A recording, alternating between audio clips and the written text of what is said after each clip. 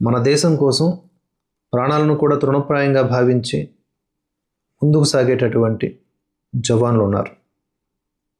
మన భద్రతా విభాగాలు, అందులో ఉండేటటువంటి అధికారులు అందరూ కూడా అలాంటి అకుంఠిత దీక్షతో పనిచేసేవారు.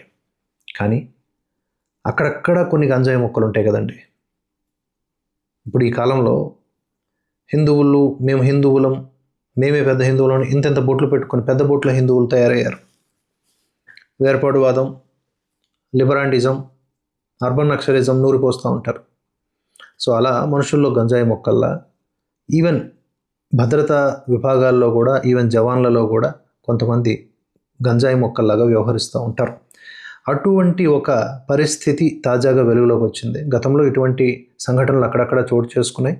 మరొక తాజా ఘటన ఇది. దేశ రక్షణ కోసం ప్రాణాలు అర్పించే సగర్వ సైనికులు ఉన్న ఈ పవిత్ర భూమిపై కంచె చేను మేసిన చందంగా ఒక వాయుసేన అధికారి చేసిన నమ్మక ద్రోహం ప్రతి భారతీయుడి రక్తాన్ని మరిగిస్తోంది. సరిహద్దుల్లో ధైర్యంగా పోరాడలేక దొంగ దెబ్బలు తీసే పాకిస్తాన్ ఇప్పుడు సోషల్ మీడియాను ఆయుధంగా చేసుకుని హనీ ట్రాప్ అనే అత్యంత నీచమైన ఎత్తుగడలకు పాల్పడుతోంది. శత్రువుల మాయమాటలకు వలకు చిక్కినటువంటి ఒక 44 ఏళ్ల Indian air force wing commander తన మాతృదేశ భద్రతనే పణంగా పెట్టడం అత్యంత బాధాకరం. దేశ అత్యున్నత రహస్యాలను పాక్ ఇంటెలిజెన్స్ ఏజెంట్లకు చేరవేస్తూ అడ్డంగా దొరికిపోయిన ఈ అధికారి ఉదంతం భద్రతా దళాల్లోని కొద్దిమంది స్వార్థపరుల వల్ల దేశానికి పొంచి ఉన్న ముప్పును కళ్లకు కడుతోంది. ఈ దేశద్రోహ ఉదంతంలో సదరు అధికారి చేసిన ద్రోహం అంతా ఇంత కాదు. ఒక గుర్తు తెలియని మహిళ సోషల్ మీడియాలో పరిచయం కాగానే తన దేశం పట్ల ఉన్న బాధ్యతను గాలికి వదిలేశాడు. ఆమె మాటలకు మోసపోయి అత్యంత సున్నితమైనటువంటి వ్యూహాత్మకమైన రక్షణ పత్రాలను శత్రువులకు అప్పగించాడు. అంతటితో ఆగకుండా తన తోటి అధికారి మొబైల్ ఫోన్ను తన అధీనంలోకి తీసుకునేందుకు ఏకంగా డేటా చోరీకి పాల్పడేటటువంటి మాల్వేర్ను అందులో చూపించాడు. ఆ సాఫ్ట్వేర్ సహాయంతో దేశ భద్రతకు సంబంధించిన రియల్ టైం లొకేషన్లు, రహస్య సంభాషణలు, విలువైన సమాచారాన్ని దొంగలించడానికి యత్నించడం అతని దిగజారుడుతనానికి నిదర్శనం. అయితే కుటిల శత్రువుల కుట్రలు మన నిఘా నేత్రాల ముందు ఎప్పటికీ సాగవు అనడానికి ఈ ఘటనే ప్రబల నిదర్శనం. మన వాయుసేన నిఘా విభాగం తన పటిష్టమైనటువంటి యంత్రాంగంతో నెలల తరబడి ఈ అధికారి కదలికలపై నిశితంగా డేగ కన్ను వేస్తూ అతని విద్రోహ చర్యలను పసిగట్టి ఇంటెలిజెన్స్ బ్యూరోను అప్రమత్తం చేసి సరైన సమయంలో ఢిల్లీ పోలీసులకు అప్పగించి తన అప్రమత్తతను చాటుకుంది.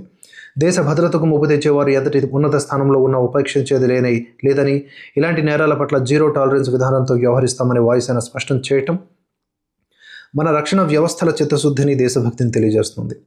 అధికారిక రహస్యాల చట్టం కింద అరెస్ట్ అయి తిహార్ జైల్లో ఊచలు లెక్కిస్తున్నాయి. ఆ అధికారికి ఇప్పుడు న్యాయస్థానం కఠినమైన గుణపాఠం చెప్పనుంది. గతంలో 2018లో కూడా గ్రూప్ కెప్టెన్ అరుణ్ మార్వా ఇలాగే సోషల్ మీడియాలో శత్రువుల వలకు చిక్కి కటకటాల పాలయ్యాడు. శత్రువుల రూపాలు మారుతున్నాయి, దాడుల పద్ధతులు మారుతున్నాయి. సాంకేతికతను వాడుకొని మాతృదేశ భద్రతలో చిచ్చుపెట్టాలని చూసే పాకిస్తాన్ కుట్రల్ని స్వదేశంలో ఉంటూ వెన్నుపోటు పొడిచేటటువంటి ద్రోహులను ఉక్కుపాదంతో అణచివేయాల్సిన సమయం ఆసనమైంది. ప్రతి భారతీయుడు, ప్రతి సైనికుడు దేశ భద్రత పట్ల అహర్నిశలు అత్యంత అప్రమత్తంగా ఉండాలని ఈ ఘటన జాతిని యావత్తు అప్రమత్తం చేస్తోంది. ఇంటి దొంగలు చాలా డేంజరస్.